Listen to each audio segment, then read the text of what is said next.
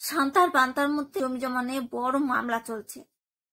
তা শান্তার উকিল বলছে, দেখো তোমার পক্ষ ভীষণ দুর্বল আর প্রমাণের অভাব, মনে হয় না তোমাকে জিতাতে পারবো। তখন শান্তা বলছে, আচ্ছা জজ সাহেবকে মিষ্টি দিলে কেমন হয়? বলছে, ঘুষ? জজ সাহেব ভীষণ কঠোর, উনি ঘুষ খান না, তাইলে তো আরোই জিততে পারবে না। পরের দিন মামলা শুনানি, তাতে শান্তা জিতে গেছে। তখন শান্তা দৌড়ে উকিল বাবুর কাছে গিয়ে বলছে, উকিল বাবু, আপনার কৌশল কাজে লেগেছে। তখন উকিল বলছে, মানে?